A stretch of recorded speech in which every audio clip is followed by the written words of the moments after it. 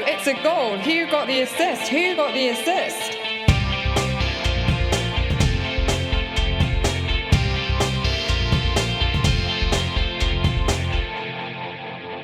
Hello, so we're back after yet another tempestuous weekend in FPL world as I celebrate my birthday. Hooray! Drinks, drinks, drinks, lads, lads, lads. And in response to Mark Sutherland's very kind question to me earlier, no, I'm no longer under my blanket. I'm in my kitchen now in a new spot to be podcasting going forward. It's the whole band back together. And first, Nick, you all right? Happy birthday, Tom. I was kind of expecting you to arrive half cut for the pod, so a bit disappointing that you seem relatively sober, but I see you've got a stout in hand, so plenty of drinking. And yeah, you might be a little bit more drunk by the time we get to the Q&As. Who knows? But we'll see. Lads, as you said, Tom. Whoa. Right. We are Who Got the Assist. Make sure to give us a follow on the usual social media channels. Instagram, wgta.fpl, Tom at wgta_FPL, or myself at wgta_Nick, Anthony at FPL Stag, and join our league as well if you haven't already. The code is cpsulf. So yeah, we're back with Anthony again, fresh from his wild card. Had some success. So how are you doing? Pretty good, Nick. Thank you very much. Yeah, it's lovely, and happy birthday to you too, Tom. It's good to reach another number, another spin around the sun. So yeah, 32 spins around the sun. Very exciting. Lovely indeed. And I guess moving on to the pod itself, speaking of nice things, we're going to be talking about why do we enjoy playing FPL. It kind of seems like it's really an appropriate time to look at this again, because there's been an awful lot of ups and downs, especially on social media, within the Twitter community, in particular, about the FPL season as a whole. But this week seems to have seen a real tipping point in that particular area. As well, we're just going to have like a general chat about the state of play, like where we're at with the season and stuff, and what this year has actually been like. Because it has been, to use the cliche that you've heard so many times, a season like no other. But first up, we're going to get on with the Gameweek reviews and market forces. Correspondence is also back in the middle of the pod. Right, let's get on to the game reviews then. Indeed, yeah, I definitely finished bottom. I did pretty dreadful. Even with that Veltman clean sheet, it only takes me up to 48 plus a -4 as well. So 44 net. It's not great at all. But not my finest hour. But sort of down to about 120k overall rank. I gave Gundogan the armband, didn't pay off. Sort of, he only turned up obviously for the second half, but it didn't matter. I guess I'm not too upset because my vice was Kane, so he would have got 2 points anyway. And most of the rest of the team just generally blanked. Got a Son goal. Watkins in my team picked up a nice goal randomly, which pretty nice. I also brought in Trent Alexander-Arnold, so he got me a nice 11 points, but that was on a hit. I sold Dallas as part of that hit. Not that I was going to play Dallas anyway. It's just a bit annoying. Just a bit frustrating, I guess, to see all these other players like Lingard return when I didn't own him, and brought in Jota, who did blank, and quite a few other players in the team. So a little bit disappointing, but we'll move on. So you came second, Tom. I guess that's a green arrow for you, was it? Yeah, it's a marginal one. So I took a -8 this week, so I couldn't decide between Jota and Lingard in the end. So I bought them both. I also brought in Trent, who I captained. So yeah, I had a fantastic moment in the 90th minute. I was saying before we started actually that in the 80th minute of that Liverpool game, I'd pretty much given up. I'd written on Slack, I'm done for this season, guys. I'm off. Walked into here to the kitchen that is here to replumb the dishwasher because we wanted to push it back up. Anyway, boring stuff. But then my phone started going, and I heard, "Goal! It's a great goal!" So I kind of ran back in the living room, and I saw Trent had scored. And I literally ran around the living room like a bit of a weirdo for a while, absolute buffoon. And my girlfriend, I've got one, just in case anyone's wondering. Don't know how. Don't ask me how. It's before WGTA started, believe me. But she came in and she was like, "What's happened? Are you all right?" I was like, "My captain just scored in the last minute. It's a differential." She was just like, "Oh," like rolled her eyes and walked back out again. So there you go. But yeah, 60 points overall. It's very, very good. Obviously, Lingard returning that brace was just beyond expectations. Trent scoring in the last minute, that was jammy as hell, but I'll take it, whatever. And Son as well scoring goal. Also got Bamford off the bench with the assist. I had Veltman actually second bench. If Gundogan didn't come on for that cursory cameo, I'd have got him off the bench as well with the 6 points. But 60 -8, so 52 netted out, with the safety score being around 42, 43. So a small green arrow, but nonetheless, like I've managed to hide that -8 in a decent enough score. And captain's a player who was second highest scorer behind Lingard, but still not too bad. So yeah, I mean, I think I'm back up to about 280k now, which is decent enough. But I need to just keep along this road of just taking punts and trying to do something different. But a few things like the sucker punch of Ario losing his clean sheet, Chelsea conceding off the only shot Palace had remained annoyances, that's for sure. And Anthony wildcarded into something very, very good. Although that Jota should have got an assist, shouldn't he? Yeah, Tom, when you talk about running around celebrating your differential captain to your girlfriend and getting told off, I just imagine her just kind of going, "Oh, you know what's a differential in our house? The dishwasher that isn't plumbed. Get out of here." So, but yeah, anyway, my wildcard team, I guess it's worth kind of giving it to everyone just what I ended up doing, given that you guys heard me ruminating on it last week's pod. So I did have Mendy as a goalkeeper in the end, as I flagged, and I paired him with Sanchez just because he had a decent he filled in the few hard fixtures that Mendy has. He substitutes in quite well. Unfortunately, actually, Sanchez outperformed Mendy this week, but it was Mendy that I had starting. My defenders were Holding, Rudiger, Alexander-Arnold, Diaz, and Shaw. I played Diaz this week, benched Shaw. Diaz obviously didn't play, so Holding came in. So I had Holding's 8 points, Rudiger's 2, and obviously the Trent 11, and not like Tom hadn't captained him. In midfield, I went for Jesse Lingard. You couldn't ignore him. Mo Salah. I kept Bruno Fernandes. I had Jota, and as well, I kept Gundogan. I had benched Gundogan, so I didn't have the calamity with him, but I did Fernandes, even though quite a lot of people were selling him. Jota was my captain, unfortunately. It was either him or Salah, and obviously I picked the wrong of the two, but these things happen. I've had an awful lot of captaincy fails in the last 10 game weeks, even though I've had quite a few green arrows, so that's kind of something to address. But at the end of the day, like I wasn't trying to be different picking Jota. I was just picking the player that I thought would be the best. And then up front, it was Chris Wood, Harry Kane, and Nacho. So obviously Nacho in particular was firing there, but Wood also did pick up an assist, which was nice. So between all those players, my wildcard team yielded 70 points in its first week out, which was very nice. That brought me up 36.45%, as live FPL will tell me. But what that really means, post subs, that I'm at about 34k and 39 points now off the top 10k. I was about 100 points off the top 10k 6 or 7 game weeks ago. So with that in mind, things are progressing nicely towards, I guess, what is the aim. Whether I get there or not remains to be seen. I'm now out of chips, and obviously I did climb an awful lot of that thanks to my bench boost and my free hit, and now the wild card. So we'll see how it goes. But I guess obviously I picked my wild card for more than just this week, so we'll see how it goes. Oh, brilliant progress. Right, let's move on to the market forces then, and talk about what the reaction has been to the game week, which is literally just finished. I know that we are and we'll talk about this in a second, in line for the longest calendar single game week in probably forever that's coming up. So I mean, how are people reacting to that, Nick? Are there loads of moves in the market? And the players that are trending are kind of the ones that were trending a little bit previously as well, because it was a good week for the wild card. There's a lot of the players that were popular in the wild cards did well, and specifically two guys in the West Ham and Leicester game who unfortunately I didn't own neither of them, but Jesse Lingard turned up, of course, with a brace, just doing absolutely ridiculous at the moment, isn't he, with 8 goals and 4 assists, 9 games. That's now double the returns he's actually managed in the last couple of seasons, and he's on 250,000 transfers in at time of recording. So really netting in those transfers. Lots of people targeting him. And of course, the other player is Iheanacho, who's just tipped over the 200,000 transfers in mark. He's another player, of course, who's in form, scoring a lot, and picked up that brace in that game. I thought all the damage had been done from the Jesse Lingard brace, and then Iheanacho decided to score a late couple of goals for Leicester to just screw me over even further. So lots of people bringing him in. Otherwise, A few other players sort of on the radar. Son for the double game week, of course, 138,000 transfers for him. Dallas is an interesting one. People bringing him in after that brace, 67,000 transfers in, which is a bit ridiculous.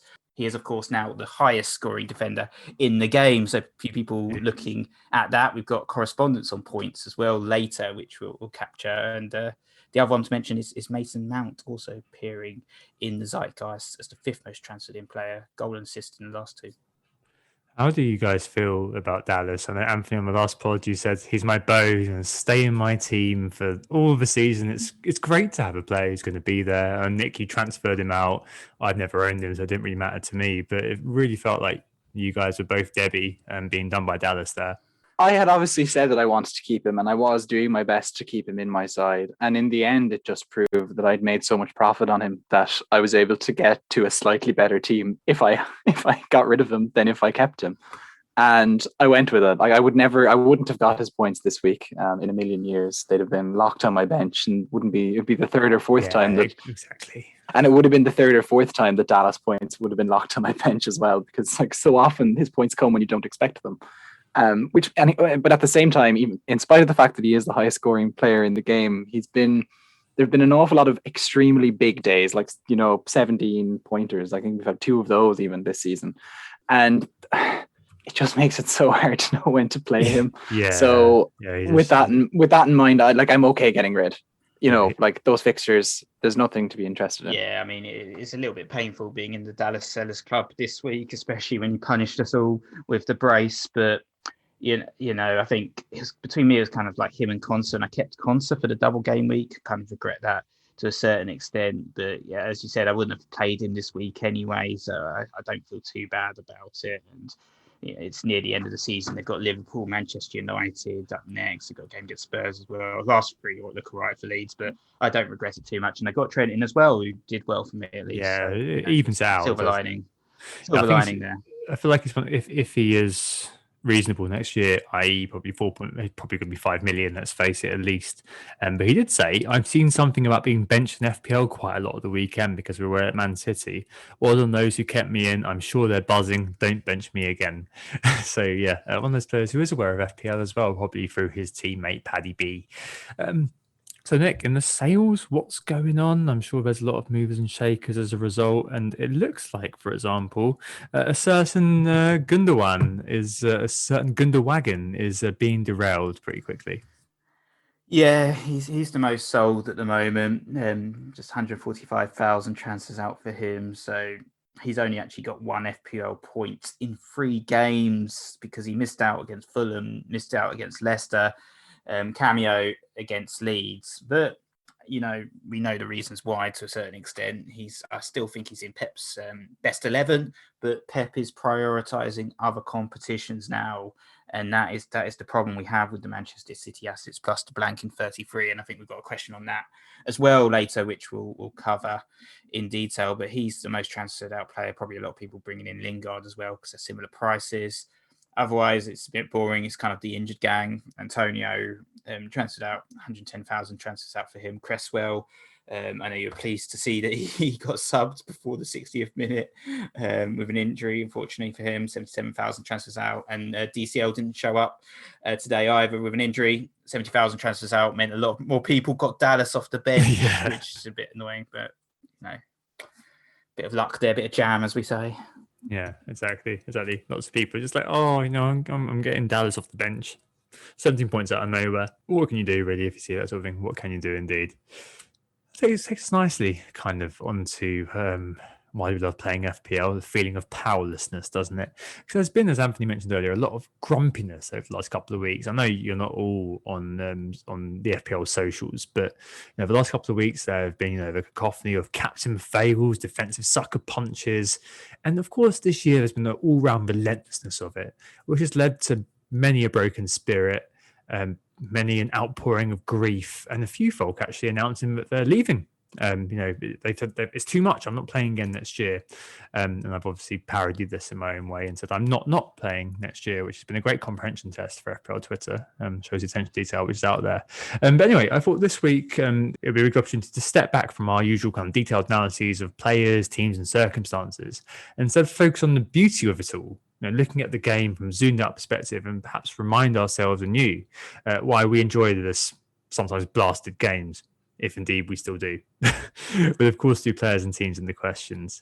But this week, from listening to the game reviews in general, it kind of sums up the FPL sort of experience in one way or another.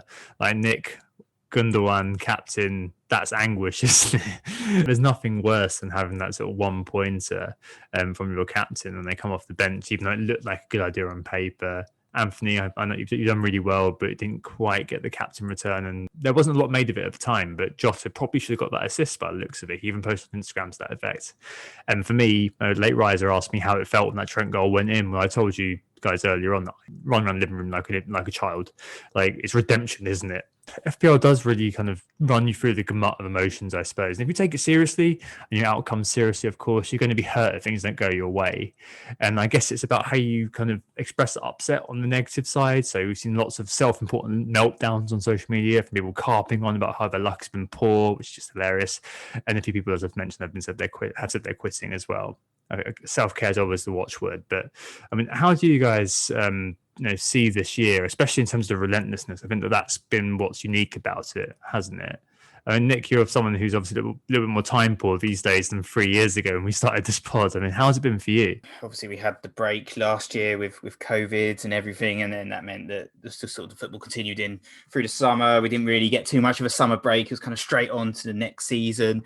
Even like with the international breaks, they're still trying to pack in 3 friendlies in 2 weeks, which is pretty crazy. So even that, you don't feel like you've had a proper break. So yeah, I mean, it's been pretty crazy. We've obviously got the Euros and things like that coming up in the summer. So there's not going to be an end of the football. But, I am looking forward to a certain extent just from the end of the season, just a little bit of a rest, especially with sort of my sort of family circumstances that I've got going on. So, yeah, I mean, you get these ups and downs, don't you, with FPL? And we saw it this game week. So I had the disappointment of a blank, obviously, with my captain, but it could have easily been the opposite in your circumstance with like that last minute goal. We saw kind of these sort of huge swings as well, which I couldn't understand why a few people are a little bit upset. For instance, I saw someone tweet about Vardy and Jota going for them 4 points compared to Iheanacho and Salah for 20 points. And these massive swings, like going for someone like Jesse Lingard or not going for someone like Jesse Lingard, really sort of screwing a few people over. So I guess that's where a few of these frustrations have caught up. But we've got other people like our friend Adam Pritchard we were talking to earlier. He was on 22 points earlier today and was bemoaning his bad game week. Then he got Sam Johnson penalty save, 15 points from that, 37 taking him up to 37, and then he got Holgate and I think it was it Veltman, double clean sheet as well. So 49 points in total. So real turnaround for him. So yeah, pretty crazy, right? Yeah, absolutely. I actually had sold Johnston on my wild card as well. And there was part of me was thinking that hypothetical team that I could have had with both Johnston and Dallas would probably have outscored the team that I had in the end. But you can't win them all. And I think that's how I felt with the Jota captaincy fail this week. And that I feel like all of my good weeks, there's always been a but attached to them. There's been someone benched, or there's been, I messed up a captaincy, or the person I ignored and didn't bring into my team was the one that fired. Often seems to have been Patrick Bamford that I didn't bring into my side, and kind of everyone else kind of got this artificial 10-point leap on me that I kind of sometimes overcame and often didn't. But that is just the game. And I think, the people that end up with, really, really, really good seasons just get that rub of the green a little bit more frequently in a given year. And that's fine. I do feel though that there is definitely more kind of grumpiness throughout FPL, and I think you guys have kind of focused on some of the more football related points to that, but I think an awful lot of it does come down to just how people feel as well. And like, I guess whilst obviously sometimes the meltdowns are fairly melty and it can be easy to just laugh or deride or whatever, at the same time a bit of empathy as well kind of kicks in when you think about like the amount of pressure an awful lot of people are under in their actual lives, not necessarily their FPL management, but in their actual lives, which with no release valve. I know the UK and pubs have opened today, not jealous at all. But for an awful lot of people, that has been an awful stress. And people have been cooped up in their homes. And for so many people who are in the FPL community, especially, FPL is the thing that they build up to over the course of a week. They don't necessarily have other events that would usually kind of dilute the importance of FPL in a given weekend. And so I think that we kind of see this greater outpouring of grief and related to FPL than we would ever see in a normal season this year. And I don't want to talk about it, but VAR does feed into this as well, that people feel extra robbed if VAR goes against them. Yeah. And it doesn't help that all of the pundits and things are just like, game's gone, mate, all the time. Yeah, it heightens that sense of the sliding door moments, doesn't it, between happiness and sadness. I think we've all had goals VAR'd. We've all had, potential rivals, clean sheet wipeouts VAR'd, and all gone, oh, for God's sake. But the reality is that is football. And I think what Anthony was saying about, taking the negatives as being more, that's just part of the game, is probably the healthiest way to look at it. But I guess, on the other side of it, as Anthony said, people build up to the weekend. And I think that's probably the key bit about FPL, to spin to the positive side now. That kind of got us interested in the first place, when Nick and I, when we first started at least. I remember, when I first got into FPL and the Workmania League, which all three of us are actually not part of now, even though neither of you have worked with me actually in real life. Thank God, you both hate me and I hate both of you. We're all part I'm of also that. going for my second win in your work league. Yeah, I know. Well, you're tied with Nick and me in that case on two wins. We've all won it twice. I know. I don't even know the name of the work. Yeah, a gaping hole at the back. Anyway, but I think it adds that extra edge of added excitement to the weekend, doesn't it? I mean, it adds spice in terms of living for the weekend, and the football doesn't ever have the same sense of meaning as it does when you've got a fantasy football side to it, does it? I mean, I found myself on many occasions watching games I'd never have watched and thoroughly enjoying them too, via owning a random player 2 or 3, unless I was troubled up in Brighton for a double game week, Anthony. Love Brighton in double game weeks. There is nothing better than the crushing disappointment of Shane Duffy not returning for you as your captain in a double game week, especially when you seemingly Pied Pipered everyone off a cliff doing it as well. Yes, but there are lots of pluses.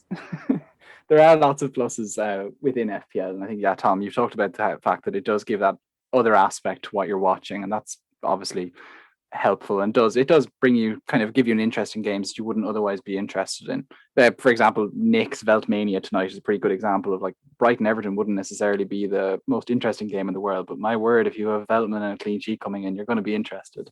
So that's what FPL can do for you. But I think what's most interesting for me from an FPL perspective is kind of how we can data nerd a little bit to kind of understand what's going on in FPL and to try and kind of improve our teams. And obviously that's what, if you're listening to WGTA, that's not exactly a revelation to you that that's something that we would find interesting. And I think that kind of ties into this kind of broader kind of knowledge of football that we kind of like to grow, that FPL kind of helps you to do, that you might have an awful lot of understanding of the defender that nobody really thinks about at West Brom because they just happen to be the cheap option, or the Dan Burn type characters who kind of give you a cheap option into a defense at some random point in time. And that is great. Like that's a really kind of good upside to it that I really enjoy, because I do like knowing what's going on in the football world, and FPL facilitates that. It gives you that added edge as well. Sort of the competition element of FPL can be quite fun. You're always trying to sort of one up your friends and prove that your football knowledge is better than your opponents as well. And it certainly does add that extra excitement to the weekend, as we alluded to earlier. And I think it's worth highlighting as well. It's a good way of sort of getting involved in football without the gambling element as well. And there's many people I've spoken to in the past who have talked to me about the joys of FPL and not having to gamble. I've actually spoken to sort of people who've had gambling problems in the past about FPL and how they see it almost as a release and helping them sort of get over their gambling habit. And I think that's quite important, especially considering sort of the circumstances we're in at the moment with some of these betting platforms like Football Index and Footstock sort of collapsing, I guess, and a few people losing a lot of money there. With FPL, there's that risk of reputation and sort of one-upping your friends, getting ahead of them, being the winner of that your mini league. But there's less of a monetary stake, which I guess is a good thing, all things considered. Yeah, definitely. I think when I first started, I used to be fairly good. So using that sort of, what Anthony mentioned, the state of the knowledge to beat other people and that kind of sense of one-upmanship. Like in the office, I was just so good. Like every week, just going in on the Monday and being like, yeah, you know what? I got 85 points. Or did you? Oh, sorry, 73. No, I got 85. So, yeah, I wasn't very nice in my youth, was I? But yeah, there you go. I think that there's definitely that sort of element, and I think just kind of the whole kind of idea of social camaraderie is so key, both in real life and also online. And when the two mixed together, especially, is great. And Anthony mentioned that kind of broader knowledge. I think you can tell the difference between a football fan and an FPL player. I mean, obviously the two are mutually exclusive, but you can tell the difference in conversation, because a football fan will tell you obvious stuff. They'll say, you know, something like, "Oh, Aubameyang looks very dangerous for Arsenal," or you know, Kevin De Bruyne, he does a few chances, doesn't he? So you can have a conversation on that level. You know, I learned to speak fluent football to get on with other men, basically. But an FPL person, my God, you find out someone's an FPLer and you're friends for life, aren't you? Mostly because the conversation isn't, "Oh yeah, well, key player does good things for club." It is, "Oh, what about this random player who plays for a mid-table club? Oh wow, isn't he amazing? Last year, John Lundstram, God, did you get him in at 4.0? Yeah, no, I got him at 4.2, mate. What about you? Oh, same. Yeah, it was amazing getting him that week when you got the 19 pointer." Like immediately you're kind of 3 or 4 levels deeper with that individual, and it kind of tells you so much about them that they play FPL. Admittedly, there are during lockdown a few things that we've spoken to people have kind of spoken about, what other things, wider things that they're interested in. I'm like, oh, okay, that's interesting. But mostly, like when you speak about things, when you speak about FPL with people, when you see it in kind of on Twitter, like people do get on really well. It's not like, I know you're not all part of it, people listening, but it's nowhere near as toxic as, you know, the gaming Twitter, for example, which is just disgusting at times, and politics Twitter. My God, that's awful. That's an awful place to be. Like FPL Twitter is genuinely really nice, and most people who do play are quite nice and quite like willing to share and converse about it. And people have come to the meetups. It's just so fun to just kind of talk about this game and talk about kind of the depth of information that we all have in our heads, like all of the kind of personal histories, because it's quite like an isolating thing. So I'm guessing that most of your close friends aren't FPL people. So getting that outlet, as Anthony kind of mentioned earlier, that most people don't have in their lives, be it online or be it coming along to meetups when we can do them again. They're so important, aren't they? Obviously, we've been in circumstances as well for the last year and a half where I don't know about you guys, but I haven't really seen anyone in the actual flesh in a long time. Because I've been stuck at home, obviously, with lockdown, and I'm probably going to be, even when society reopens, I'm probably going to be still stuck at home in lockdown because of my personal circumstances. So it's great to have that kind of outlet and that sort of social channel. And we've got our Slack group, we've got our WhatsApp groups, we've got our Twitter, where we all kind of chat and talk about our teams and everything. And it's a really nice environment. It's definitely a great outlet for us all to kind of chat, you know, and we've obviously made some really good friends as well through the FPL community, and we don't just talk about FPL all the time. There's other things to talk about, obviously, but it's great for that kind of social networking element. Exactly, and you can even attract co-hosts onto your podcast that you started with your friend from school, right, Anthony? Yeah, that's exactly it, Tom. Yeah, you can get some random guy from Ireland who Nick still hasn't met to be on a podcast with you guys for ages. And that is definitely one of the greater outlets of FPL in general, obviously not in a COVID context, but the meetups are really great. I've been to a few of them in London. I've met a few guys in New York, and it's really nice. Like it's a great way to kind of, as Tom says, you do kind of break that divide immediately with somebody if you kind of meet a fellow FPL fan. But if you meet a fellow FPL community member, you're on a certain, like, another level again. Even deeper down the rabbit hole.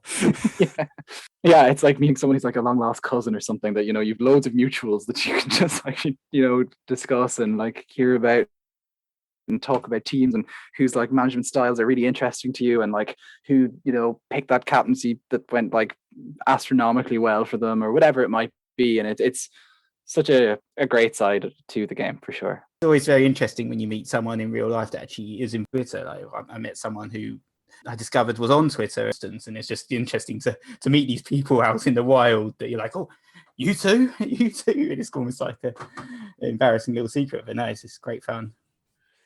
Yeah, I think the other bit of fun though, Anthony just about touched on it earlier on, but it's for me and probably for us, and it's not going to be any surprise. Anthony said a second ago, if you're a WGTA listener, the fun is going through the data and trying to find insights and arguing about that too in the community, or at least kind of arguing about it on the pod is just great. From a community perspective, it's fantastic from a Schadenfreude point of view as a trained quantitative person to see people misunderstanding data and framing things. But it's also been really interesting to think about kind of, new ways of explaining things. So things like talisman theory or the on the beach analysis from last week. I think that we've always tried to, try to provide a different take on things for FPL, which I think I've always enjoyed. Like you can listen to your bread and butter. Like as I said a few weeks ago, there's 2 levels to FPL stuff. I think one is tell me who to pick, and level 2 is tell me why to pick them. And we're obviously in that kind of level 2 sort of zone. And the analysis side of things, suggesting something and watching it happen, there's no greater joy than that from content creators' perspective. From a personal point of view as well. If you're just an individual thinking, oh, you know what, I fancy this. So this week, fancying TAA, obviously you left it late, but that happening, getting that captaincy return, there's no greater sort of sense of satisfaction, is there? So overall, why do we enjoy playing FPL still? I think that there's obviously the challenge element, going up against your peers. In my case, losing heavily, but going up against your peers at least kind of showcasing the football knowledge of us, and also the sense of analysis. I think the 3 of us all enjoy. Well, I think the social side is probably one of the key ones. And if you haven't gone to a meetup or haven't been involved with FPL Twitter, don't believe the rubbish. It really is quite a nice place. And you can it's great to be able to get involved with the conversation around fantasy football, just because it is such a niche. Well, I mean, it was a very niche pursuit. Now it's becoming a slightly less niche pursuit. But it's certainly something which still kind of gives you that sort of deeper level of understanding of another person. I think it's definitely something that unites people of a certain type, and it's just great to see it continue to flourish, I suppose. And obviously there's a rush as well, as Nick kind of inferred earlier on about the gambling side of it, and not having to gamble because you still get the same rush about the player that you've effectively bet on being your captain and coming through in the final minute of a game. It's just brilliant, isn't it? That spice of the weekend. Lovely. All right, let's take a break there and move on to the questions and the correspondence after this. Who got the assist? Who got the assist? We're back and we're going to have a quick catch up of the Who Got the Assist mini league. As I said earlier, the code is cpsulf. If you want to join, just a quick roundup of the top 5. A new name in 5th, actually. Harry Jones' team, Neville Wears Prada, getting 77 points. That's a decent rise for him. Captained Mo Salah. So yeah, well done, Harry. But in 4th, it's Victor Sandberg, 67 points for him. Ryan Hobbs in 3rd with 63. David Izzett, 2nd with 69. So a good week for him as well. Lots of great scores up at the top. But in 1st, actually, just hanging on to 1st is Nicola, 59 points for him. So sort of average-ish game week, but just still absolutely smashing it. Overall rank 118 right now. Very, very impressive. Amazing, absolutely amazing. Yeah, it's incredible always the top 5 and what they're doing when you kind of think about your own performance. Yeah, it's incredible stuff. Well done, guys. Right, let's move on to the correspondence. As I said last week, this isn't dead. I didn't quite kill it off. We have a bit of a backlog to go through. And I think that the question this week, Anthony, was actually from early January, wasn't it? But still nonetheless applicable to what's been going on over the last couple of weeks. Yeah, absolutely. It was Stephen Hall who wrote in with a very timeless question. It's just as well it was timeless because it is, 4 months since he actually wrote in, since we got to it. But such is the nature of the correspondence section. It lives on, and it comes at times in the season when you least expect it. So, what is the correspondence section? Just for those of you who are tuning in, it's your chance to write in with your thoughts, questions, theories, addendums to previous pods, whatever it may be, to whogottheassist@gmail.com, all one word. And this particular email from Stephen Hall goes as thus. Hi, Tom, Nick, and Stag, and thanks for producing what is consistently the most intelligent podcast out there on FPL. I particularly enjoy your app. Yeah. He's really gone for buttering up here in the first paragraph. Yeah. I didn't write it. I promise. It's not a script. It's not a script. Nick wrote it. It's like, is Stephen Hall an anagram? Yeah. I particularly enjoy your application of management and psychology theories to the playing of fantasy football. My question relates to the misuse of statistics by FPL commentators and the ignoring of the king statistic, which is surely FPL points scored. My main point is that FPL pundits often use and misuse data to justify what are in fact good decisions based on the eye test or however a player has performed in the last match they've seen. The most obvious example is the cherry picking of data periods, where player X has had the most shots on target in the last 4 game weeks, where the reason why 4 game weeks was chosen was because that supports the pundit's point best. The person championing this player has already decided that they like that player, and they've just gone off and found the data which supports their argument. And he suspects that this is a case of decision first and then find some statistics to justify it. So Stephen kind of sets out his opinion further on just this overwhelming the overwhelming and most reliable guide to future performance in FPL is FPL points scored or scored per match. And he says that all other data and considerations are contained within this king statistic, which he is right in a way. He does note, of course, that major changes in circumstances, like new managers coming in, changes in formation, may justify looking at short-term stats, but that periods like 4 weeks are generally too short to draw conclusions from. The chance randomness have too big of an effect on those particular tiny periods. So he's basically asking us, should we be basing our decisions overwhelmingly on forthcoming fixtures and on FPL points scored rather than anything else? And whether is this king statistic the one really that we should be looking at rather than the milieu or the milieu? Is that the word I'm looking for, Tom? Mix, milieu? Yeah, the milieu, isn't it? Milieu, that's the one, yeah. Rather than... So is it this king statistic that we should be looking at rather than the milieu of statistics that we usually tend to draw on, like shots in the box, XG, etc., etc., etc.? Your thoughts, guys? Yeah, I think 100% actually. I think stats should supplement the base, which is FPL points, and not be subsumed by them. And I touched on the issue of misuse of data earlier on a little bit. I can understand where it comes from as well. Like if you look at things from, and I'm not ripping on XGFC too much here, I understand why they come from where they come from, because they're looking at a wide base size, trying to understand what goes on. But the thing is, if you need 200 games as a way of showing that your data bears out over the long term, yikes. Like if you look at examples like a certain individual in the community's avoidance of Bruno Fernandes for a long time, if you look at things like, well, I mean, we'll probably throw in the question from FPL Tips, Harry here. He asks, is Lingard the most essential player right now? If you are looking at the stats for a player like Lingard, there's nothing particularly there which kind of says, you know what, that conversion, so him scoring lots of points, is backed up by the data that he's producing. Or you can say is look at it and say, this guy's overperforming. He can't possibly keep that up. So I'm going to avoid him. I'm going to go somewhere else where that player, he's about to explode, or he is kind of being consistent in the numbers he's putting up. That to me is a case of principles over points. And I think a really good example of this, and I don't want to, I very rarely blow smoke up people's backsides, but Will, Fantasy Football Hub founder, he's in the top 1K, has probably the most formidable history, I think, of any player that I know. But last year he was 500k. He had one of those seasons which was just an absolute aberration. And he said this week in his video that what changed was basically that he'd stopped overthinking things. He'd stopped going down these rabbit holes, playing 4D chess, which consumption of content can make you do. And instead he made obvious moves week to week. He looked at the form, looked at what was going on. I know that form is a bit of a vexed question. Can you look at things in a short kind of time frame and make decisions based on that.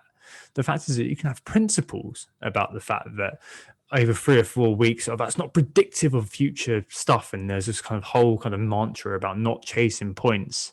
But maybe the reality is that, and again, maybe I'm going to put another question here. FPL Osmo asked if we've been too slow jumping on bandwagons this year.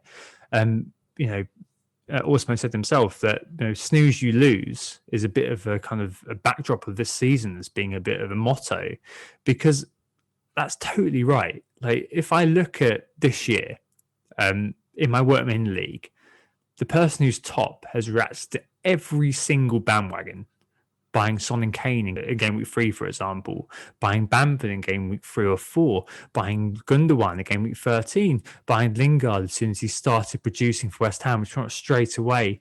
This guy has gone up and up and up in the time that I've spent hesitating, thinking, I'm going to size up the player. Oh, this player's got injured. Oh, I'm going to spend time just seeing how they have been impacted. This week, a few weeks ago, this guy bought Nacho after, he'd scored in, I think, 2 games in a row. 3 shots he scored all 3. So I was like, well, I want to see if he can keep it up. Well, this guy just thought, what? I'm going to buy him because he's scoring goals. It feels like the prevailing caution a little bit, which has been previously espoused by the FPL influencer set, including us as well. We have always said in the past, we want to see some kind of returns from this player before we buy him in. That's evaporated a little bit this year, actually. And it's no longer a case of urging that caution. Every season has its sort of individual sort of character. But this season, it's been a case of get them while they're hot, as it were. And those sort of obvious moves this year, more than ever, have been so important. And we've seen as well this year, we didn't talk about earlier on, maybe want to save for a future kind of time frame, but this year there have been loads of people copycatting or shadow teaming the likes of FPL General, who are doing very well from just kind of thinking, well, let's cut out all the noise and just get the player who's performing. So suddenly you've got loads of players who are copying a player like that, who is kind of following this rule of get them while they're hot, you snooze and you lose. And you're not playing one player doing that, you're playing thousands of players doing that, which created this quorum. I mean, we spoke about this with the correspondence question with Indie Monkey last week. Loads of players in top 500k are just doing that week after week. Who's doing well, buy them in. The casual mindset has reigned supreme this year.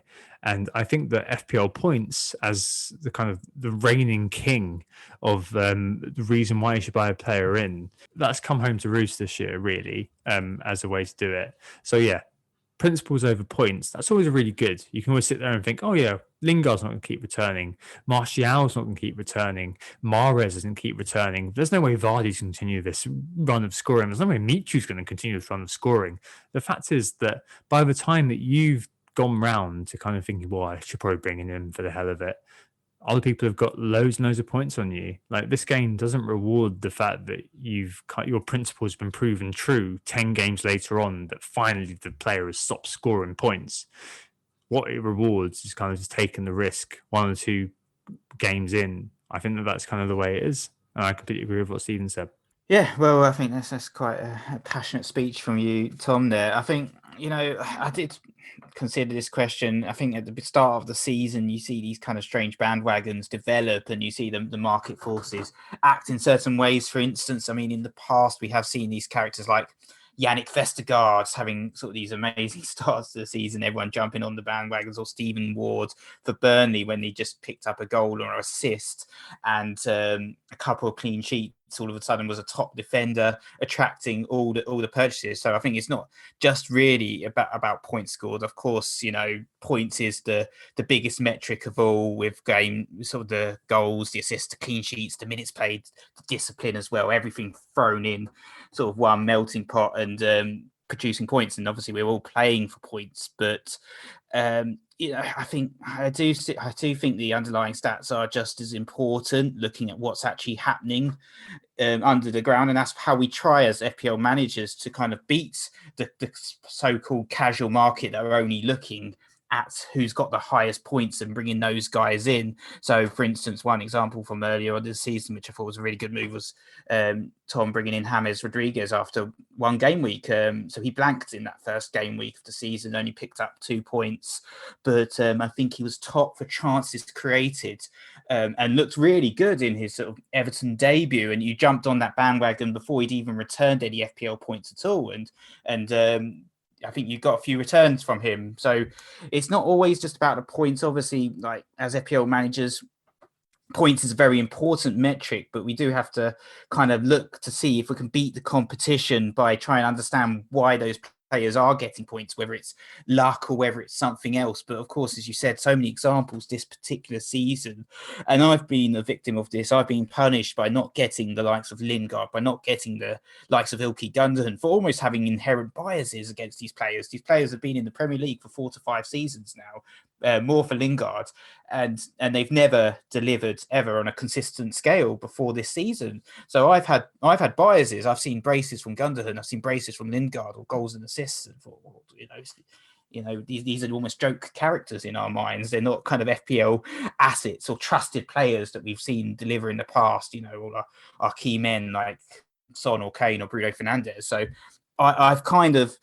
failed to a certain extent over the course of the season by not bringing in these guys early enough. So I do understand the kind of closed-minded thinking that you kind of mentioned is within certain sections of the Twitter community who kind of look at the data and say, actually, this isn't valid. But then, of course, this season has kind of proved the opposite, that if you do jump on those bandwagons early, if you do get the likes of Lingard or the likes of Rafinha, Gundogan, or Iheanacho, get them in early, then you can really, really deliver. And obviously, there's been so many cases this season.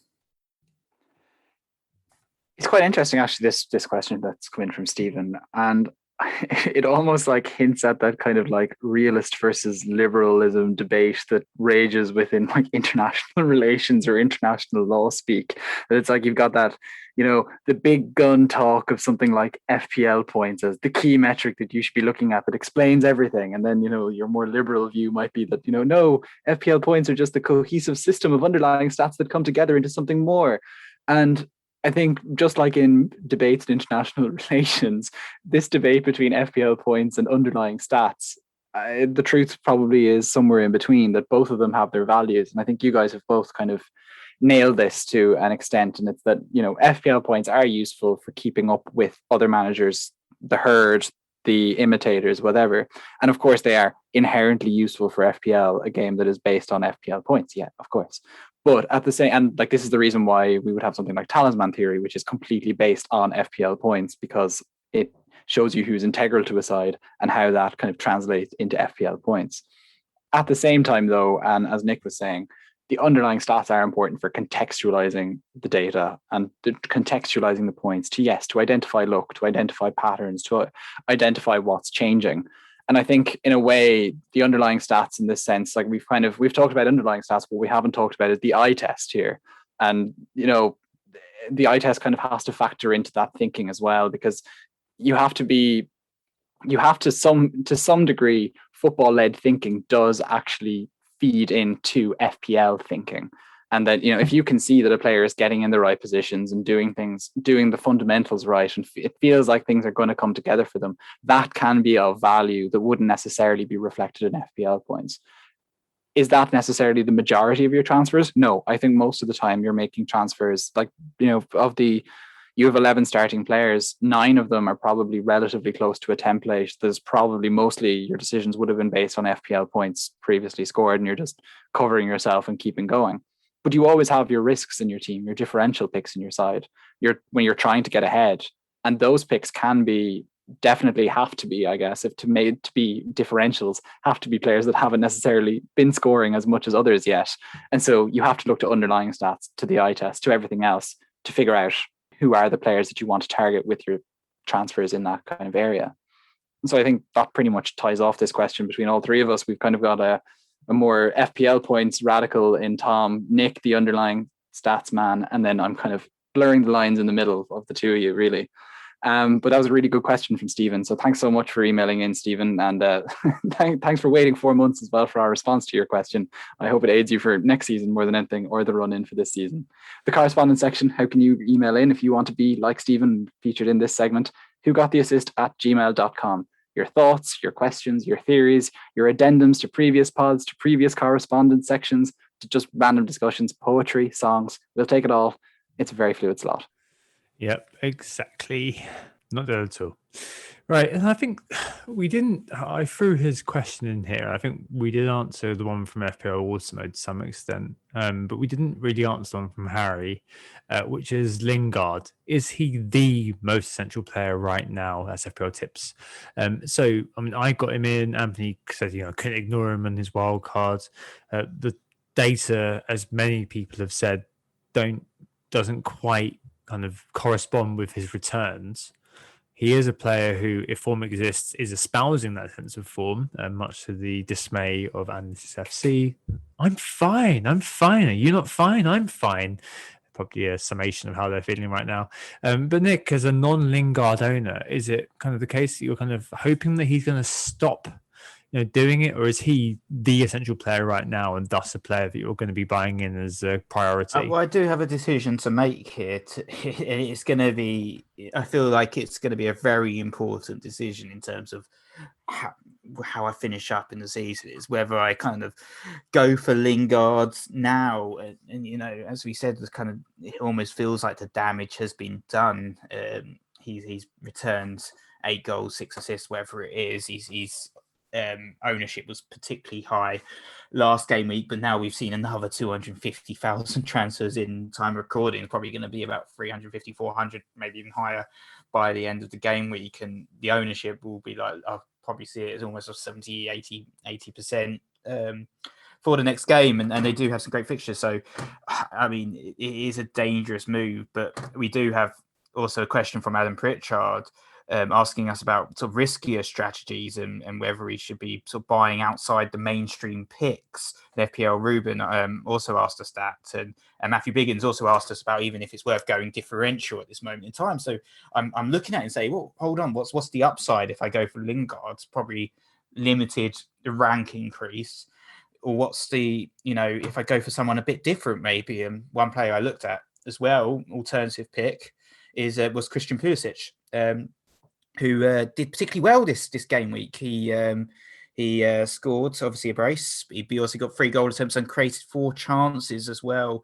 And he was talked up a little bit by Thomas Tuchel as well after the match. So he's one I'm looking at with some of the Chelsea's decent fixtures. Also, his teammate Kai Havertz, probably another option out there, another differential. Should I be looking now and saying, actually, Pulisic's just got a brace? It's time to move on from Lingard and say, right, that one's over, everyone's going to own him, and go for someone different like Pulisic. So, I think the underlying stats, there's a bit of negativity around them, but I think they're there. Looking at what I was looking at least last game week, he was right up there in terms of the shots inside the box for midfielders, up there, sort of the last 5 game weeks up there with Mo Salah. So I think he's certainly performing. I watched some of the game as well, and he was electric, so dangerous, playing with so much confidence, which is very, very important as well. As we said, it's not always about the XG, etc. It's about the eye test and what he looks like, and he does look great. And I do want him, but then I'm like, is it just so lame just doing it now when the damage has been done, and I should be perhaps considering a differential. I looked at Podence as well. I don't think I'm going to go for Podence, but I thought maybe he could. No, don't do that. Step don't up. do it. But obviously, I think it was one week where the people went for like the riskier strategies. Going for someone like Neto, for instance, who was another player I looked at. Just got absolutely punished. So imagine going for Neto over Lingard, and it's kind of like, I like that kind of move because it's a bit more maverick. It was, Lingard was doing so well. It would have been a bit boring to get him in, but it's a bit more maverick to go for someone like Neto. But the riskier strategies did get punished this particular game week, especially. I think this really ties into what I was saying in the correspondence section, actually, about how, you probably have 11 starting players and 9 of them are more than likely kind of defaulted based on what is happening in FPL, basically. And I think Lingard very much falls squarely into that, one of those 9 picks category that I just can't avoid not having him. And obviously, if there is signs of a dip in West Ham's form, some people thought that might come because Antonio was injured. It didn't.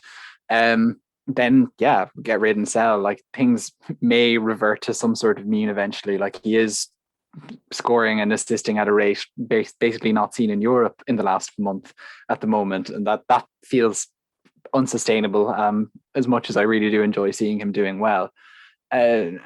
Then maybe addressing the differential questions, I've picked at a few sides just to maybe answer those questions. And it's interesting that you focused on Pulisic, Nick, because it's Kai Havertz is the one that stands out to me in that Chelsea midfield. And I know he's a bit more expensive, but I think it's definitely worth it. That in limited minutes in the last 5 game weeks, no Chelsea player, he's had limited minutes in the last 5 game weeks, yet no Chelsea player has higher XG or more shots in the box than him.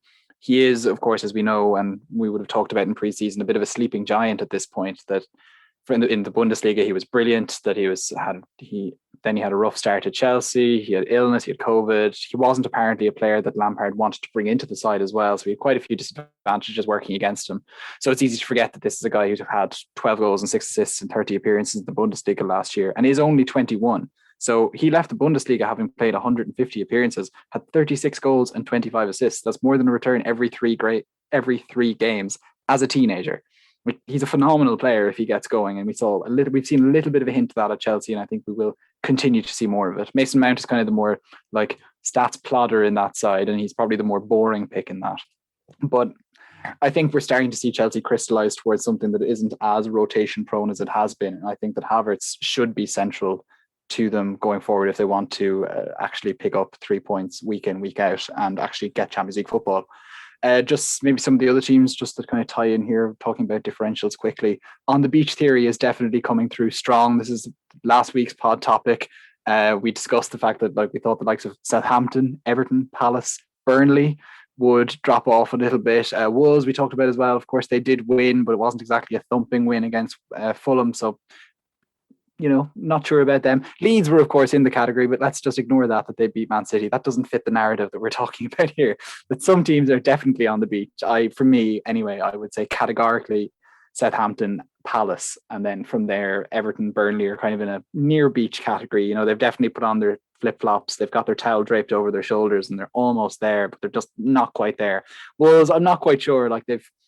They've definitely got the sun cream on. I'm just not sure if they've left their hotel room yet. We've to kind of figure out where they're going, but we've definitely got teams on the beach and they can be considered. Yeah, so we also have then kind of teams that are on the beach in a very different way, and it's not because of their safety, it's because their plight has got so bad that there's just no saving them. And Sheffield United are in that category, and I think they're no longer alone in that category. I think Fulham may well be there now. They are in a very, very tough situation. They obviously had a gut-wrenching loss to Wolves, last-minute goal. That's now 4 losses in a row, even though they've been playing pretty well and their stats are actually quite good.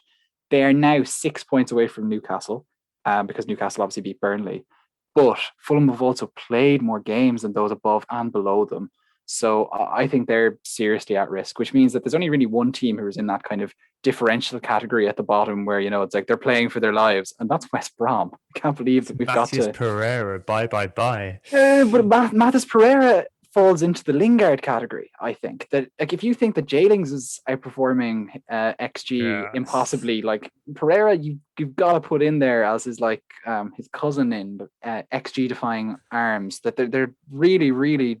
it's hard to see how it's going to happen. And I can't stand here as much as I'd like to say and recommend the Irish CR7 Callum Robinson or Mbaye Diagne for that matter. So I think really the good differential options in that West Brom team are either Sam Johnston, obviously with a penalty, with a penalty save, he's obviously going to be on people's radars a little bit more this week with a high score. And an assist last week as well. And an assist last week. Yeah, he's really a sensational pick. But I actually think that the real player to pick up in that West Brom team, if you really wanted one, is a 4.4 defender, Townsend. He's had as many shots as any West Brom defender in the last 10, and he's also 9th of all defenders in the Premier League. Not just West Brom defenders, he's the 9th of all defenders for most chances created in the last 10 game weeks, which I thought was pretty surprising. And so whilst, there's an awful lot of kind of XG defying, not necessarily players that we would have trusted over a season, for scoring in West Brom's team, there's not that many providing for them, and Townsend is one that hasn't necessarily been getting the attacking points yet, but I think could be, and he's quite cheap there. Yeah, exactly. I just think this whole topic of differentials, and obviously a few ones sort of picked up by Anthony there. Um, I mean, at Matthew Biggins, for example, another question here, but we had loads of questions on this, of course, because we're getting into chasing desperation mode at the moment. Matthew Biggins asked, is it even worth going differential at the moment? So he had a bad week. He took a lot of differentials in, and he said, it didn't go very well for him. So is it even worth it? But there are others, TED Talk mentions, at TED Talks FPL mentioned he bought Lacazette this week and got 13 points out of him. I think with differentials, the reality is you always need to be prepared to take your medicine if things don't go your way.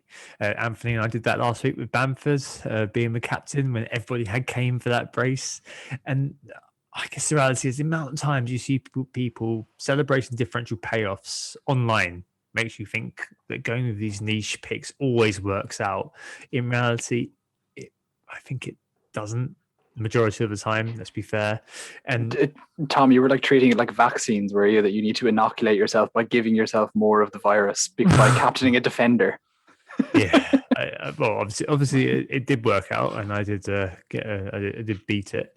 But yeah, it was very, very lucky. But I think that whole thing, that whole moment, with Trent scoring, is symbolic of a high risk, high reward strategy, isn't it? So people captaining Trent, or captaining Lingard, or captaining Nacho this week outperformed the high EO captain in Kane, who just got 2 or 4. And with a low safety score, that was brilliant. So from my perspective, I could hide a hit.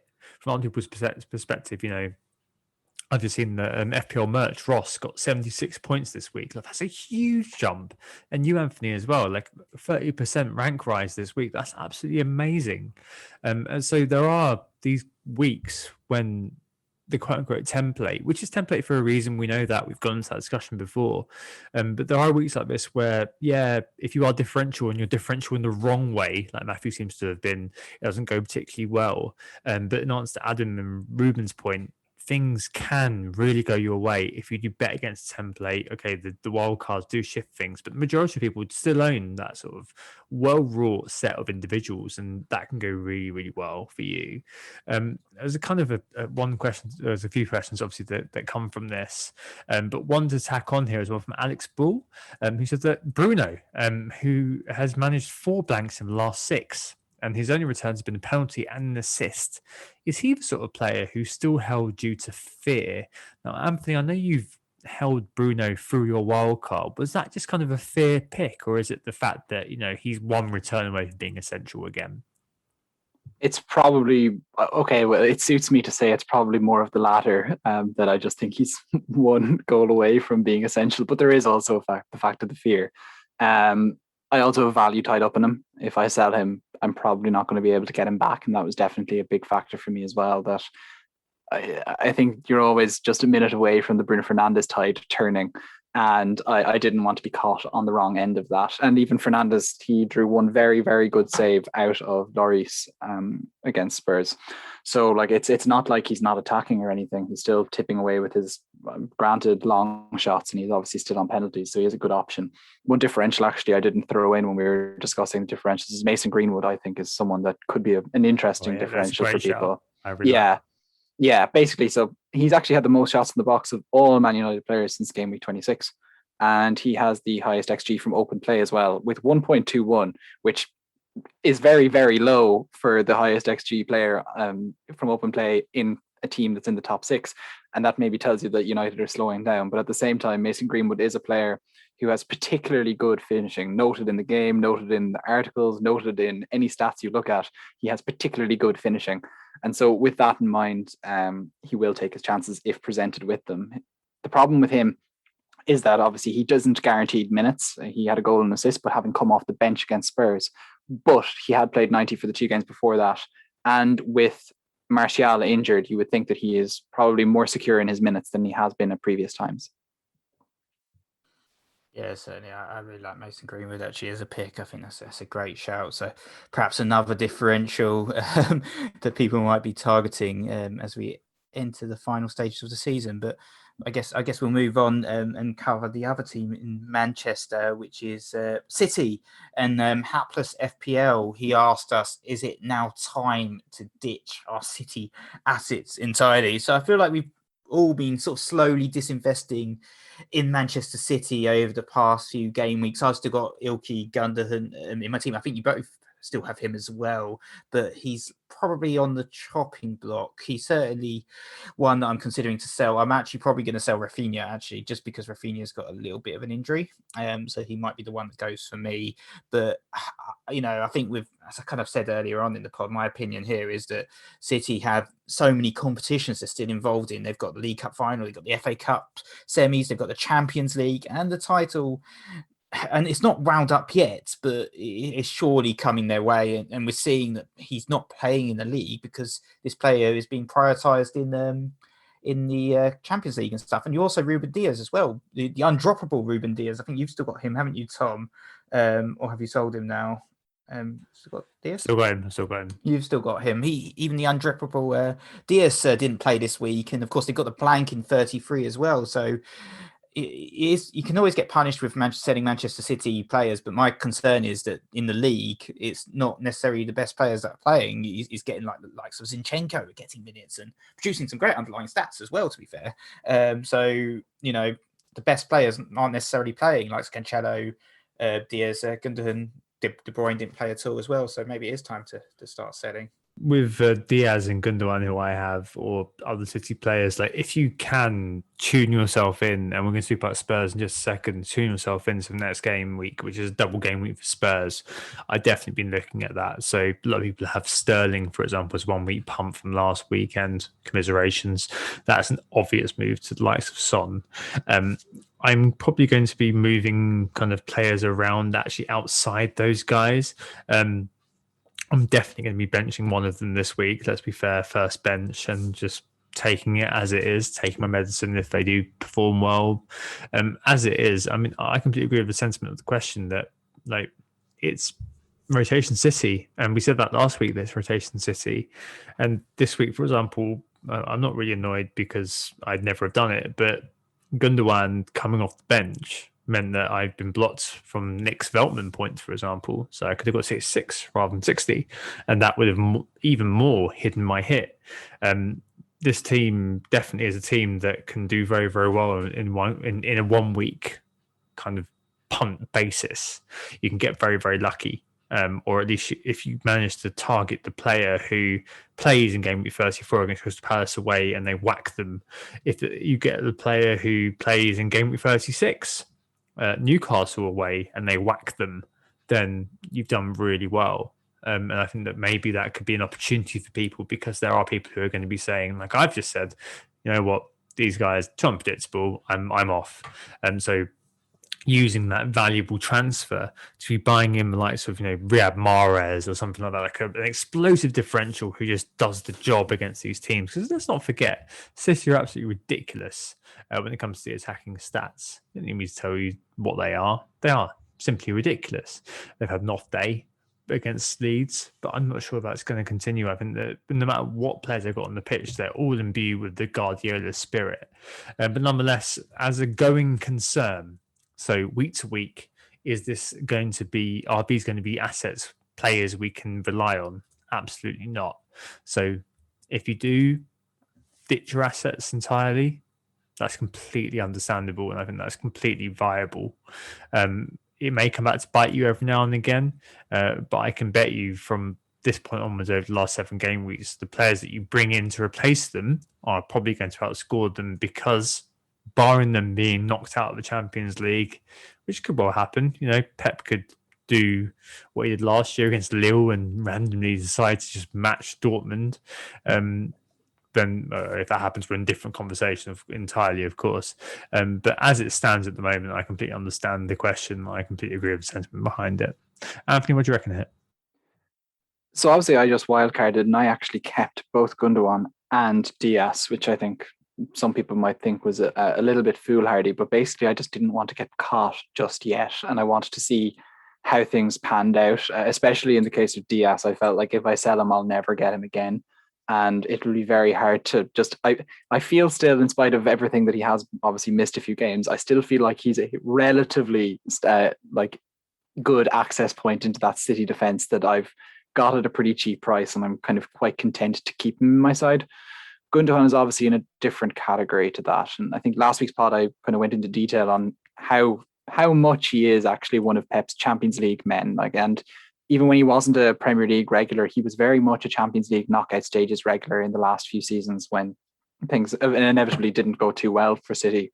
But this year things should change, or so they hope anyway. And so I suspect he will continue to be playing in the Champions League, of course. And it is hard to know what to do with him. I'm going to keep him for at least the Villa game, purely because having played in the FA Cup against Chelsea on the Sunday or the Saturday, I fancy that he could play on a Wednesday night against Aston Villa. I do fancy him to play in that game, and so I'll keep him for that. And then he's obviously got the blank. And will I sell him at that point? I might. I've set myself up so that I only have 3 players who will be playing in the blank game week. So no matter what, I could just go through with my 11 men that would be on the pitch and hope for the best. He could go at that point, but overall, I just want to keep him because the template still very much has him, and I can absorb a little bit of value loss on him, but I can't really afford to get him back in. There also isn't an obvious solution in that if I sell DS and Gundogan, do I want to keep one of them? I don't think so. I kind of feel, for whatever reason, I feel like I'm into some sort of odd contract where I have to have 2 of them or none of them. I'm making a decision to really go away from City, or I'm keeping a little bit of attack and a little bit of defense from them. And so I'd be looking at selling Gundogan and Diaz to get 1 good player and 1 dud player, probably 1 good midfielder and 1 really, really cheap defender. And I just don't feel like that balances my side the right way. I just don't feel the risk-reward balance is just right. And I do, whilst obviously City are nicely ahead, United have a game in hand that can knock the lead in the title race down to 8 points. 1 mess up and things start to get a little bit tighter, and then suddenly Pep is going to have to play his better team for a game or 2 more in the Premier League than he would have planned. And I fancy that just with Villa, I'd expect them to win. Palace have been a bogey team in previous seasons for them.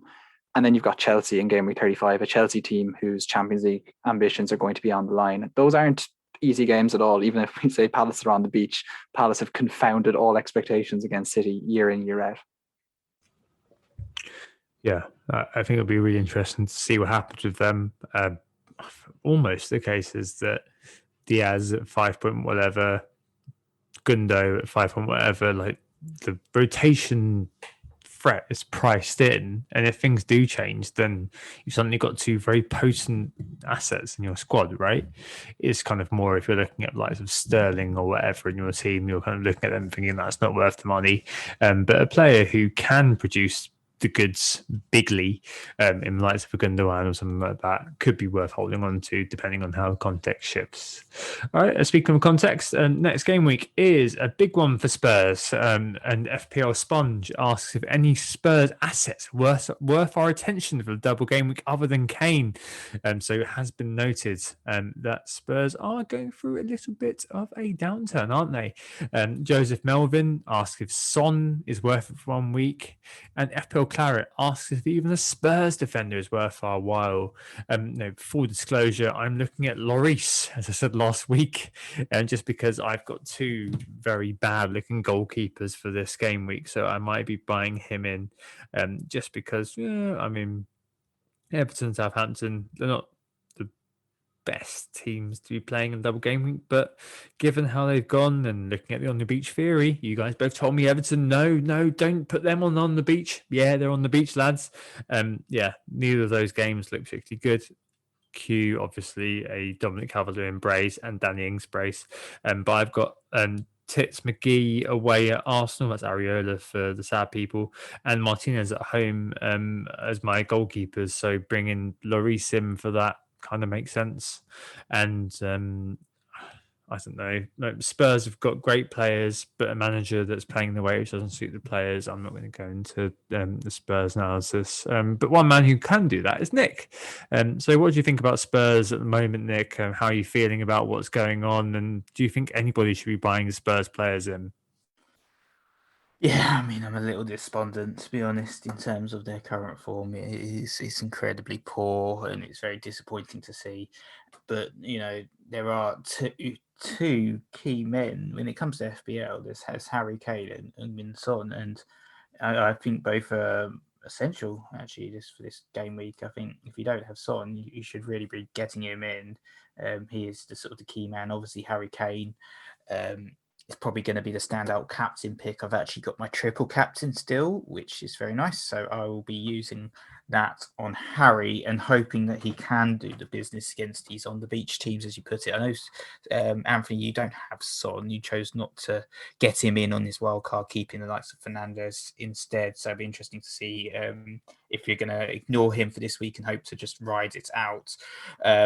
Obviously they do have a blank the following game week. So it's kind of like the Lloris pick is actually very interesting there because I think if you've got him as a second goalkeeper, you don't then need to worry about the following week and trying to field 11 men because currently I've already got Goodwin, I've already got Caden Son.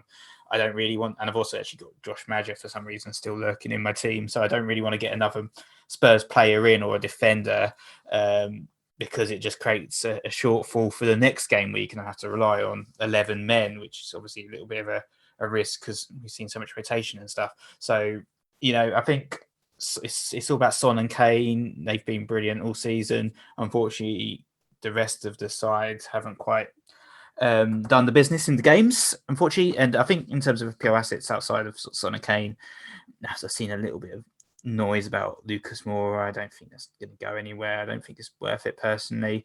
Bale's obviously completely off the grid now, so ignore him. It's probably only Reguilon who's in a few teams. Ben Davies is injured at the moment, so Reguilon, he's got that starting berth nailed for the left back for now, and he's got the last 5 games. Gets forward quite a bit, gets certainly into those attacking positions where he can make the crosses, generate the chances. So there's the option there for an assist. There is potential for a clean sheet, I guess, but we haven't been that brilliant in terms of defenses, defending and getting clean sheets and stuff like that, especially in the last few game weeks. So it is double though. So if you want to get in the Spurs player, you could get in something like Reguilon. Perhaps would be the only one I'd maybe recommend outside of Son and Kane. So I am not going to get Son in. I'm just going to plug forward with Kane. I do appreciate it's a risk because it's no revelation to people who are listening that Son and Kane are the likely men, and I'm obviously going to be missing one of them, and that could potentially be completely disastrous. Like it's totally possible that Kane and Son could both pick up 20 points against these two teams. Like they're that type of player that they could do it at any time. Even if form has been going against them, you just don't know how things will change. At the same time, I don't think that's going to happen, and I hope it isn't going to happen. I'm not going to rip up my side expecting it to happen because I think it's a low probability of happening. I kind of feel like if anything, Spurs are going the other way, and I think we're going into an accelerated version of a Mourinho meltdown in a new way at a new club. And so I'm not dreadfully concerned about it. I'll probably captain Kane as an insurance policy. I'll have enough. My team will be differentiated enough, because I won't have Son. But I won't try to overdo this by also captaining away from Kane. I think that would be just too dangerous. Part of it as well, though, is that I have the blank game week to factor into things. And if I was to get Son in, I throw the balance over the edge. And I'm probably looking at, it would be a hit to get him in, or it would end up being a hit to get rid of him and to sort myself out for the blank game week because I'd have just overextended myself. And it's not worth that. No, definitely. Right, okay, so you obviously mentioned Captain Kane. That would normally be a really good segue, but I've got a couple of questions on my birthday, so I'm going to be self-indulgent and answer them. The first one is that James from Planet FPL asked if I made a team in Game Week 1 and advocated next season, who would I nominate to manage it and why? Maybe this is in reference to me being in the mud this year. I think I maybe want someone like Mark Southerns or Late Risers managing my team. Again, don't want to blow smoke up people's ass, but I think that play style of high risk, high rewards one I enjoy, plus the two people I respect, who best encapsulate this way of playing. I think I've done so poorly over the last 3 years that I no longer have a record to protect. So maybe I could get someone at least to to give me some more bang for my buck rather than safe manager. That's a very good way of doing it. But equally, it could be nice to have someone like Nick or Joe or Matthew Jones to just carefully park me in the top 100k, which might be good. I'll go something more like that. High risk, high reward. Let's do it. CFDs, something like that. And the final question this week, again, to me, Tom Campbell asks which FPL legends, Michu, Baines, Macaulay, I'll let share a cake with. My birthday cake, that is. I'm going to cop out here and say I'd be loved by Marie Antoinette because I actually love cake that very much. I've not got a sweet tooth, to be honest. But if I did have one, I think it could be Victor Anichebe, actually, because he was a legend for me because he was an enabler for that amazing 180 plus point double game week score. And I love Jollof. Right, let's go to transfers and captains. One for the Niger fans there. Anthony, you said you were captaining Kane this week. What transfer are you making post wildcard? I assume you're rolling it. Yeah, the hope is to roll it. Bar something happening in the Champions League, I'm going to be rolling my transfer. Obviously, bar injuries or revelations or COVID issues, I will probably roll my transfer. And Captain Kane, keep it safe. Vice captain, I think I'll just throw it on Salah or Iheanacho or something. I'm not really thinking about it too much. My biggest dilemma really is that I have a bench which contains at the moment Holding and Gundogan, and whether I would put them ahead of some of the players that I have playing, the likes of Diaz, maybe Trent or Jota or Shaw or Lingard. I've just got 15 playing players, all of whom you would pick in varying weeks. And I think 14 of them are decent enough picks for this week. So that's my biggest headache. And even to be honest, if there was a short-term injury where I could just roll through and keep whoever happened to have picked up an injury, I probably would, because it would be of more benefit to me in the long run.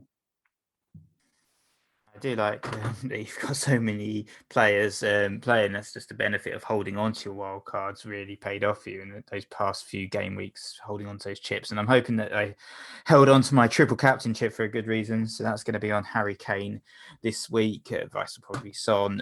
In terms of the transfers, so yeah, I've got Rafinha potentially out. So I might sell him.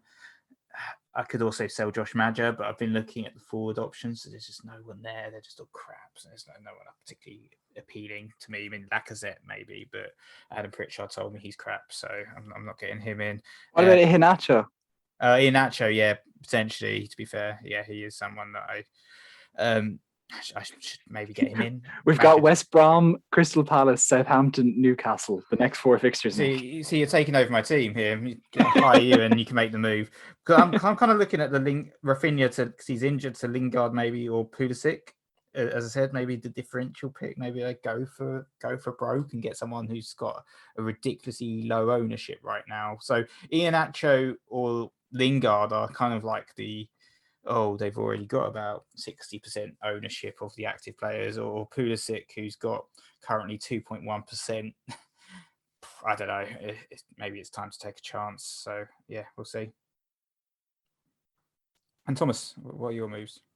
So, let me finish eating these nuts. My moves are having completing the house move. Some nuts. As I mentioned, I'm going to be buying. As I mentioned, I'm going to be buying Lloris this week. I think very unsexy transfer. I've got Areola away at Arsenal or Martinez at home to Man City. So I'm Lloris double game week. Why not? And I think I'm going to be doing Antonio to Iheanacho because, in line with what we said last week about Lingard, you do this move. And captain wise, I mean, you've got Kane, you got some. I think I could probably captain Son and hope for the best. Or I captain Kane because everybody's been captain Kane. There's been triple captains everywhere captaining Kane. So probably it could be a good idea to just hope my differentials do a job for me this week because of the massive EO on Kane. I've said in the past, from here on out, I'm going to be punting. Is this the week to really be punting, especially because both players play for the same team? Okay, this week just gone. Son has got the points and Kane hasn't, but the XGI for Kane is absolutely huge compared to Son. Yeah, I think I'm probably going to just be boring and captain Kane this week. Hope the people who kind of do take the risk, go the other way, fail, and this guy can do the job for me. The EO is going to be massive. I think it's just a case of just enjoying the weekend, frankly. So it is what it is, I think. Yeah, I'm sure I've got enough differentiation in my squad to do the job for me. Yeah. It is actually just worth noting, you say the triple captains are going to be all around. I just had a look there on one of the websites, Premier Fantasy Tools, to look at how many people have their triple captains left. In the top 5K, it's about 25%. In the top 100, it's about 15%. And amongst what they call like all-time best, which is kind of like this kind of like category of managers who have good all-time Hall of Fame type scores, about 25% of them have their triple captain left. And I would expect you will see most of them acting on it this weekend. Yeah, most people are going to captain him anyway, let's be fair. So the EO, I think, is going to be, Bruno, I think, set the record, didn't he, a few weeks ago, at being 176%. This week is going to be probably, you're looking at close to 190. I don't think 200 is ever possible, is it? But you're looking at ridiculous numbers, aren't you? Yeah, I think it would be possible, would it not, mathematically, if you had the triples coming in enough. Yeah, you need quite a lot of overwhelming, basically, sense of sentiment going in that direction. Yeah. Cool. So we were Who Got the Assist. Thank you so much for listening. Make sure to hit the subscribe button if you haven't already as well. Yeah, thanks so much for tuning in, guys. Hope you enjoyed. If you want to get correspondence in, whogottheassist@gmail.com. We'll be back next Thursday with the pod. It's a game week that lasts forever, so it finishes on Wednesday or Thursday. So we'll pod after that, and we'll have something for you for the game week after that. Yep, thanks for listening. Thanks for the birthday wishes, or those who put it that way. I hope so, Stu. We'll see you next Thursday ahead of next game week. Oh, it's the longest game week ever just coming up. Take care, all the best, and good luck. Goodbye. See you guys. Bye. Oh, it's a goal. Who got the assist? Who got the assist?